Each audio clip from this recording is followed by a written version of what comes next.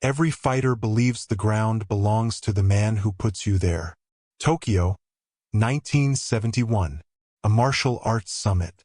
A 230-pound judo champion. Olympic gold medalist. Undefeated in every competition. Stands before the room and issues a challenge. He grabs his opponent firmly by the lapel, executes a flawless hip throw, and slams him flat on his back. The room erupts. The champion raises his arms. It is over. Except it is not. Because the man lying on the ground is Bruce Lee. And he does not try to stand up. He does not struggle. He stays exactly where the judoka put him. 5 seconds later, the champion is on his knees, gasping, staring at the ceiling, rethinking everything he knows about fighting. What did Bruce Lee do from flat on his back that no one in that room saw coming? Stay with me for this one. It changes everything. Now let me take you back. 2 days before that throw. 2 days before the whole room went silent. Because what happened on that mat did not start on that mat. It started with a letter. The All Japan Martial Arts Federation sent out invitations to every serious fighting discipline in Asia. Judo, karate, Kido, kung fu, wrestling. The idea was simple. Bring them all under one roof. Let them demonstrate. Let them exchange. A summit of styles. Friendly, respectful, controlled. That was the idea anyway. One of those letters landed on the desk of a man named Takashi Yamamoto.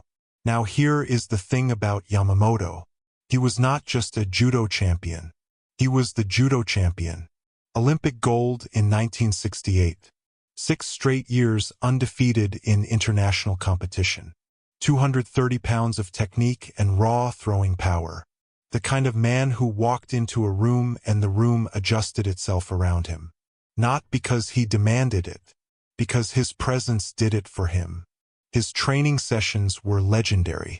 Believe me, sparring partners rotated in and out because nobody could last more than a few rounds.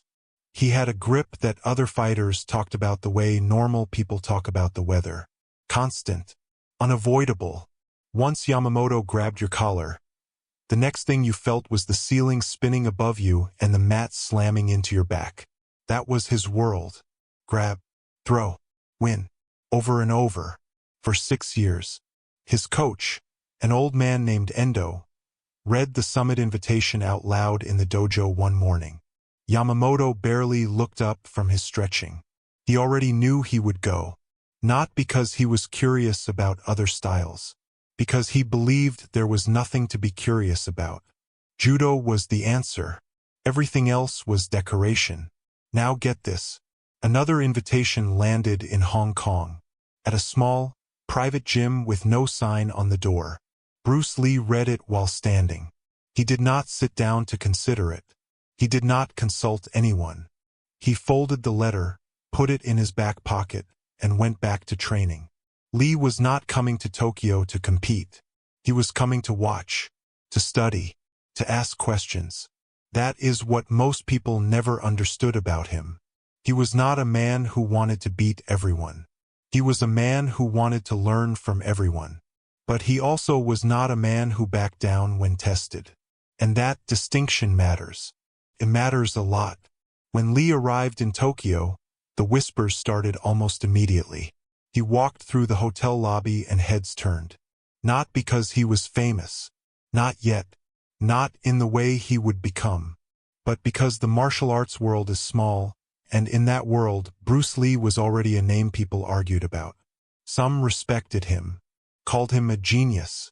Others dismissed him, called him a performer, a movie fighter, a man who had never been tested by a real competitor. Yamamoto heard the whispers too. He saw Lee across the registration hall on the first evening. Watched him move through the crowd. Noticed the way Lee carried himself. Light, balanced, aware, but small. That is what Yamamoto saw first. Small. He leaned toward his coach and said quietly, "He is smaller than I expected." Endo nodded. "Do not underestimate a man based on his size." Yamamoto smiled. "I am not underestimating him. I am measuring him." The The summit opened the next morning with formal demonstrations. Karate forms, Aikido throws. A Mongolian wrestler gave a short grappling clinic. Everything was polite, structured. The audience clapped at the right moments. The cameras clicked at the right moments. It was exactly what the Federation had planned. Safe, respectful. But here is where it turns. Yamamoto did not come to Tokyo to be safe. And he did not come to be respectful. He came to prove something. He had watched Lee for less than 24 hours, and something about the man bothered him. Not his skill, his confidence. The way Lee watched other fighters with calm eyes. No tension, no judgment, just observation. As if Lee already knew something that Yamamoto did not.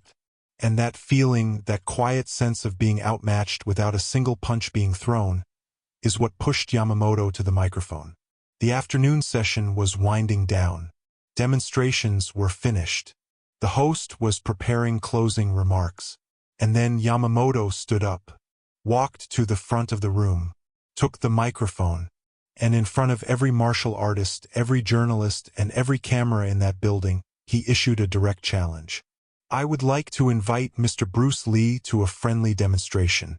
Judo against his method. Let the room see what happens when a grappler meets a striker. The room went quiet. Every head turned toward Lee. And Lee, sitting in the third row, arms folded, did something no one expected. He smiled. Not a cocky smile. Not a nervous smile. Calm one. The kind of smile that says, I was waiting for this. He stood up, unbuttoned his jacket, and walked toward the mat. The tatami was Yamamoto's territory. Understand that. That mat was not neutral ground. It was judo ground. Every stitch of it had absorbed the impact of bodies Yamamoto had thrown. He had trained on mats like this since he was 9 years old. He knew the texture under his feet the way a pianist knows the keys. Every angle, every surface, every advantage. Lee stepped onto it barefoot. No GI, no belt, no ritual bow toward the judge's table. Just a man in a black shirt and loose pants, standing with his hands at his sides, breathing slowly. The crowd shifted in their seats. Journalists lifted their cameras. A few coaches leaned forward. Everyone in that room understood the same thing at the same time. This was not going to be a polite demonstration. The rules were set quickly. A controlled exchange. No strikes to the face. Grappling allowed. Takedowns allowed. Submissions allowed. The host reminded both men that this was a friendly event. Yamamoto nodded. Lee said nothing. He just watched. And this is important. Lee did not mirror Yamamoto's movement. Most fighters, when they face a grappler, start circling. They move laterally. They keep distance. They try to stay out of reach. Lee did none of that. He stood still, feet shoulder-width apart, hands low, eyes locked on Yamamoto's hips. Not his hands, not his eyes, his hips. Because Lee knew something that most strikers in 1971 did not know. A grappler's intentions start in his hips. By the time the hands reach you, the decision was made 3 moves ago. Yamamoto circled left, then right, testing, reading. He was looking for the flinch, the tell. The moment Lee would shift his weight and reveal which direction he would move. But Lee gave him nothing. Absolute stillness. Now here is the thing. Stillness makes grapplers nervous. They are trained to react to movement, to use an opponent's momentum against them. A man who does not move is a man who cannot be redirected. Yamamoto had never faced someone who simply refused to engage the way he expected. So he forced it. He shot forward. Fast. Low. His left hand grabbed the lapel of Lee's shirt. His right hand hooked behind Lee's neck. And in one explosive motion, he pivoted his hips, loaded Lee's weight onto his back, and executed a textbook hip throw. Ogoshi, one of the most fundamental and devastating throws in judo. Done at full speed by a 230-pound Olympic champion. Lee hit the mat hard. The impact echoed through the room. A gasp from the crowd. Then a roar. People stood up. Yamamoto's corner erupted. His coach slapped the edge of the mat with his palm. Yamamoto himself stepped back, raised both arms, and turned to face the crowd. The throw was perfect, technically flawless, the kind of throw they use in textbooks. And for 3 seconds it looked like it was over. Lee was flat on his back. The worst position in fighting. The position where grapplers dominate, where strikers die. Every person in that room believed the same thing. Yamamoto had made his point, but Lee did not try to stand up. Believe me, that is the detail that changed everything. He did not roll to his side. He did not scramble to his feet. He did not panic. He stayed exactly where Yamamoto put him, flat on his back. And he looked up at the champion with calm eyes. Yamamoto turned back toward Lee, still celebrating, still riding the adrenaline. He took one step closer, and that step cost him everything. From flat on his back, Lee drove his right foot upward into Yamamoto's solar plexus. The kick was so fast that the 2 cameramen in the room both missed it. One of them later said he saw Lee's leg move but could not tell when it started or when it landed. It was just there. One frame, Lee is on the ground. The next frame, his foot is buried in Yamamoto's chest. The effect was immediate. Yamamoto's lungs emptied. Not gradually. All at once. His diaphragm seized. His legs buckled. He dropped to his knees with his mouth open, trying to pull air into a body that had forgotten how to breathe. Before Yamamoto's knees even settled on the mat, Lee had already moved. He swept behind the champion, wrapped one arm around his neck, and locked in a hold that no one in the room could identify. It was not a judo choke. It was not a wrestling hold. It was something Lee had built himself. A hybrid, adapted from 5 different grappling systems. Lee leaned close to Yamamoto's ear and whispered. The room was so quiet that the people in the first 2 rows heard it clearly. "You put me on the ground. Thank you. I train here too." Then he let go, stepped back, did not raise his arms, did not look at the crowd. He simply stood and waited. Yamamoto stayed on the mat, flat on his back now, staring at the ceiling, his chest rising and falling in short, shallow bursts, his hands open at his sides. He lay there for a full minute. Nobody moved. Nobody spoke. The only sound was Yamamoto breathing. Then, slowly, the champion sat up. He looked across the mat at Lee. His face was not angry. It was not humiliated. It was something else. Something quieter. He said, "I threw you perfectly." Lee nodded. "You did." A beat of silence. Then Yamamoto extended his hand. Lee took it. The 2 men stood facing each other, and for a moment, it felt like the whole room exhaled at once. The tension drained. Shoulders relaxed. A few people even started clapping. Polite, relieved applause. The kind that says, "Good, that is over now." It looked like both men would walk away with their dignity intact. It looked like the summit would continue as planned. It looked, for all the world, like the story was finished. It was not. Because just as both men stepped off the mat, just as the host reached for the microphone to announce the next session, a man in the 3rd row stood up. His name was Kenji Mori. He was a journalist for one of the largest sports publications in Japan, and he was holding an 8mm film camera. "I have it," he said, not loudly, but in a room that quiet it carried. The entire exchange, every second, on film. The room shifted. Yamamoto's coach, Endo, turned sharply. Lee paused mid-step. The host lowered the microphone. Mori continued. He wanted to distribute the footage. He believed it was historically significant. A once-in-a-generation martial arts moment captured in real time. He wanted every dojo, every training camp, every sports desk in Japan to see it. And just like that, the conflict changed. Completely. What had been a private physical exchange between 2 men on a mat became something else entirely. It became a public story.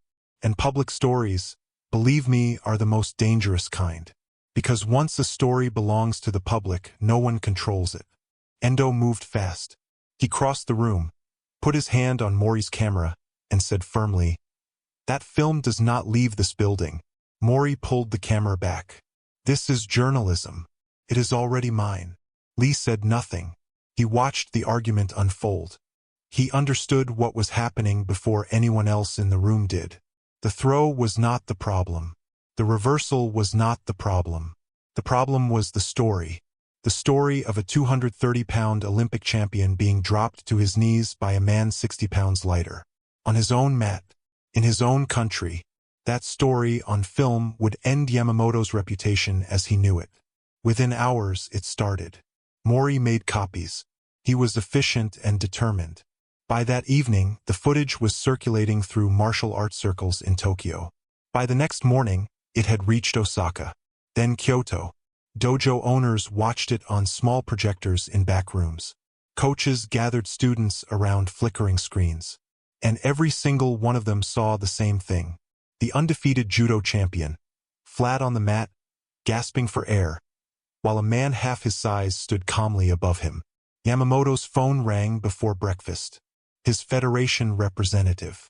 The tone was polite, but the message was not. Sponsors were asking questions. The national judo program was concerned. An Olympic champion does not lose in public. And he certainly does not lose to a man who does not even practice a recognized discipline. Yamamoto sat in his hotel room and made a decision. The wrong one. He picked up the phone, called the summit organizers, and demanded a rematch. Full contact. No restrictions. No time limit. A real fight. The organizers refused. The summit was not a competition venue. But Yamamoto did not need their approval. He went to the press. He issued a public statement. I challenge Bruce Lee to a formal contest. No rules. No limitations. Let the world see what happens when this is not a demonstration. Now here is where it gets complicated. Lee declined. Not because he was afraid. Anyone who knew Lee knew that fear was not part of his vocabulary. He declined because he believed the point had already been made. He came to Tokyo to observe and exchange ideas. He did not come to destroy a man's career. And a full-contact rematch against a humiliated champion in front of cameras would do exactly that. Lee understood something Yamamoto did not. Winning the rematch would be worse than losing the first exchange. It would turn a lesson into a humiliation. And Lee had no interest in humiliation. But the press did not see it that way. Lee's refusal became the headline. Not the reversal. Not the kick. The refusal. Newspapers in Tokyo ran it the next day. Bruce Lee declines Yamamoto challenge. And beneath that headline, the implication was clear. He is afraid. He got lucky. He knows he cannot do it again. Yamamoto's camp leaned into it. His coach gave an interview. Lee knows what happened was a fluke. One lucky kick. In a real fight on a real mat, the result would be very different. The quote ran everywhere. Lee's circle in Hong Kong reacted. His students were furious. His training partners wanted him to go back and finish it.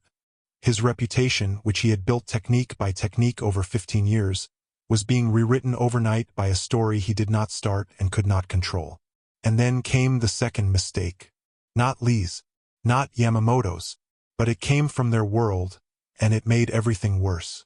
Lee's most senior student, a man named Raymond Ho, traveled to Tokyo on his own. He went to Yamamoto's dojo, not to fight, to talk, to explain Lee's position, to calm things down. But he arrived at the wrong time. Yamamoto's top student, a man named Saito, was leading an evening class. The two men exchanged words. The words got louder. Someone pushed back. And within 60 seconds, Raymond Ho and Saito were fighting in the doorway of the dojo. It lasted less than 2 minutes. But Saito ended up in a hospital with a dislocated shoulder and a fractured rib. The police were called. Reports were filed. And now the story was no longer about two men on a mat. It was about two worlds at war. Judo against whatever Lee represented. Tradition against evolution. And people were getting hurt. Lee heard about the fight the next morning. He closed his eyes, took a long breath, and for the first time since arriving in Tokyo, the calm left his face. This had gone too far, and he knew he was the only one who could stop it. Lee did not call the press. He did not make a public statement. He did not go through the federation or the summit organizers. He did something much simpler. He found out which hotel Yamamoto was staying at, walked into the lobby, and asked the front desk to deliver a handwritten note to the champion's room. The note said one thing: Room 614. Tonight. Just us. Yamamoto came. He arrived at 9 in the evening. He was wearing street clothes, dark slacks, a white shirt, but over the shirt, tied firmly around his waist, was his black belt. His original competition belt.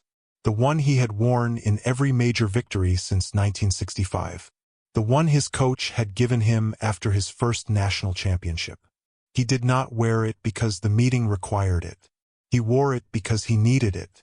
It was his armor, his identity, the thing that told the world and told himself who he was. Lee opened the door. He was barefoot, no belt, no statement, just a man in a plain room with 2 chairs and a low table between them. They sat down, and for the first few minutes, neither man spoke. The silence was heavy, not hostile, just heavy. 2 men carrying the weight of something that had grown far beyond what either of them intended.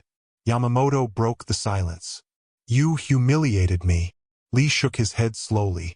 You challenged me, in front of cameras, in front of the press, in front of the entire martial arts community. I responded. That is not humiliation. That is consequence. Yamamoto's jaw tightened. One kick, one lucky kick, and now the whole country thinks I am a fraud. There was nothing lucky about that kick, Lee said. His voice was even, not cold, not arrogant, just steady. I have thrown that kick 10,000 times, from every angle, from every position, including flat on my back.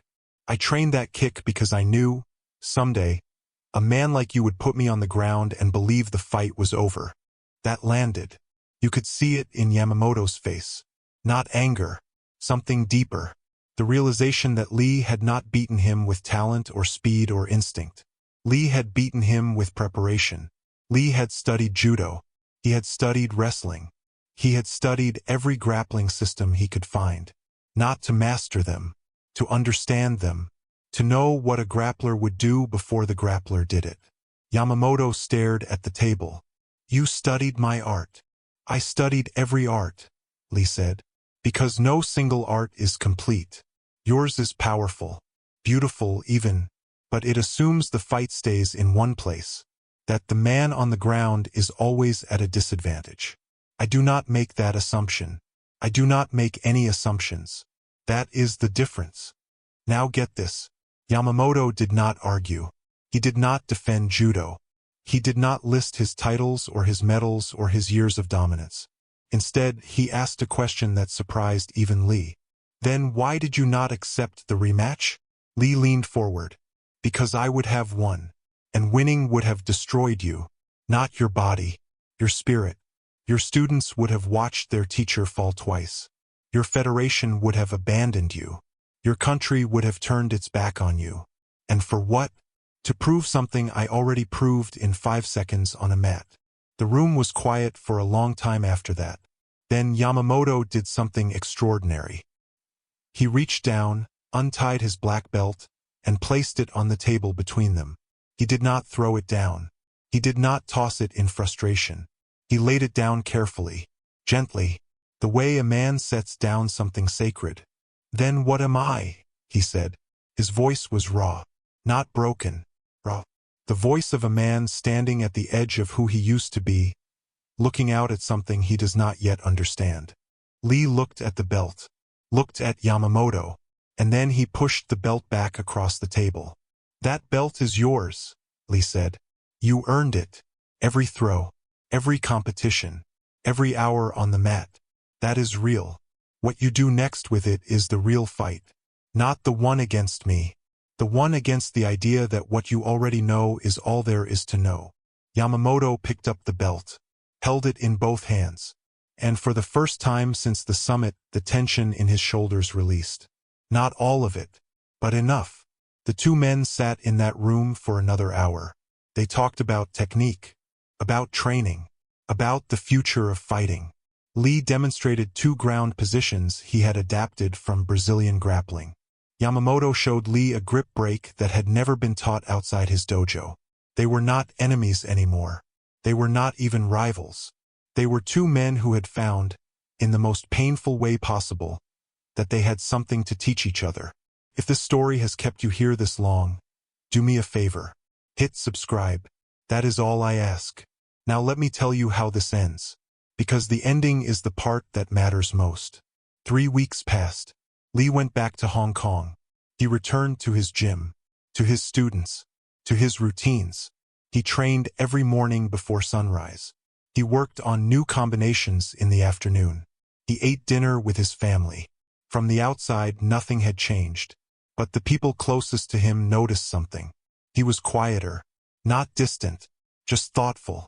The kind of quiet that comes after a man has been forced to see himself clearly in someone else's eyes. Raymond Ho came to him the first week back. Head down, ashamed.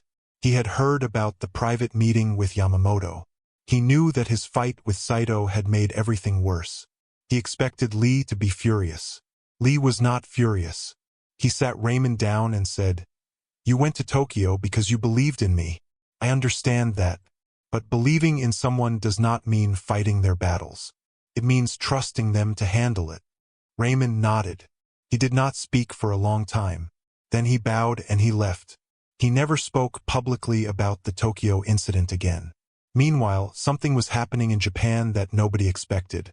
Yamamoto went home to his dojo after that night in room 614. His students were waiting. His coach was waiting. The federation was waiting. Everyone wanted to know what happened. Was there a rematch? Was there a confrontation? Did he get his honor back? Yamamoto walked past all of them, changed into his training clothes, stepped onto the mat, and began his evening session as if nothing had happened.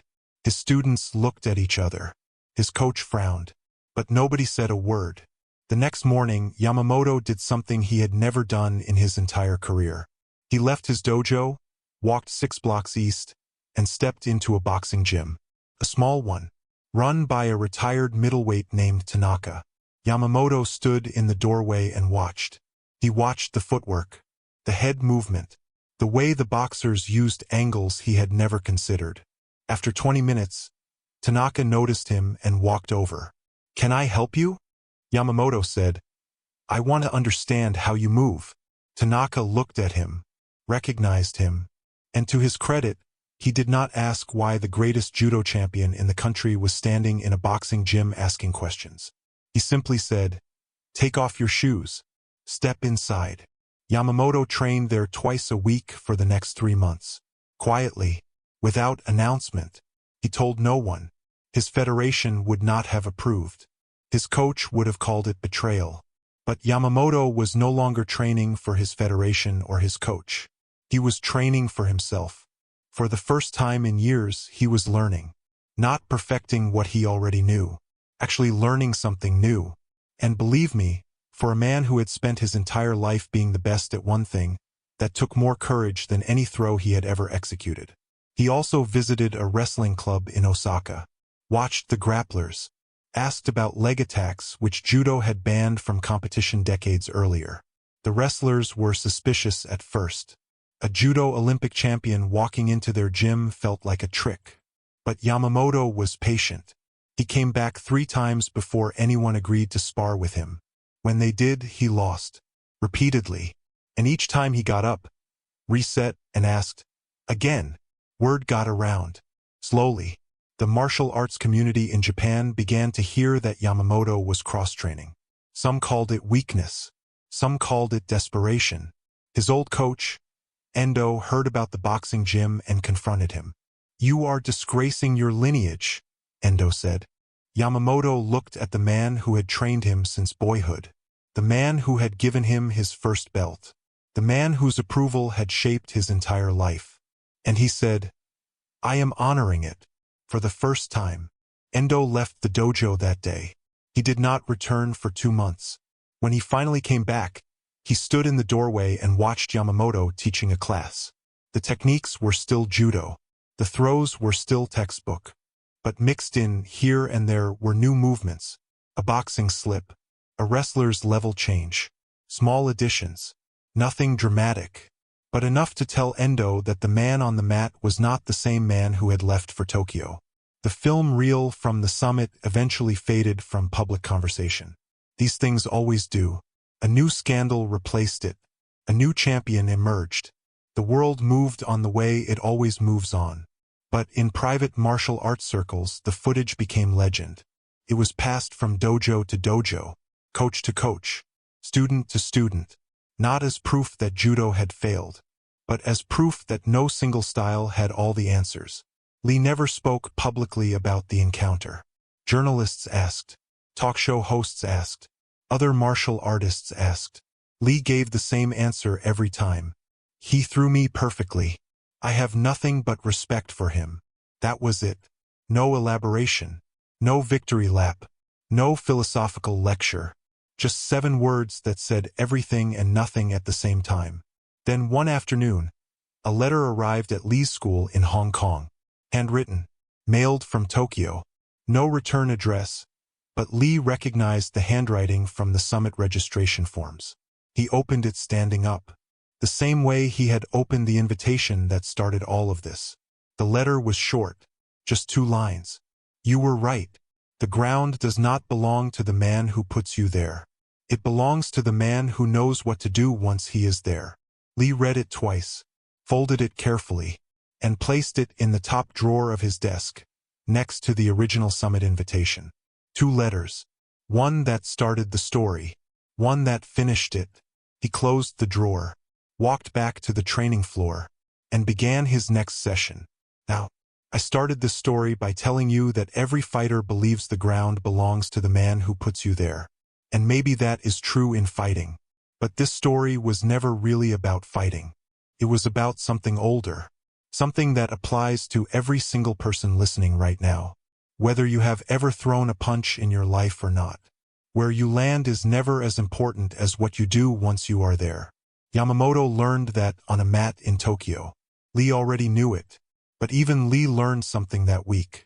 He learned that the hardest fight is not the one against the man who challenges you. It is the one against the voice in your own head that says you already know enough. Nobody ever knows enough. That is the whole point. 2 men walked into a room in 1971. One of them threw the other to the ground. And both of them got back up changed. That is the story. And now it is yours.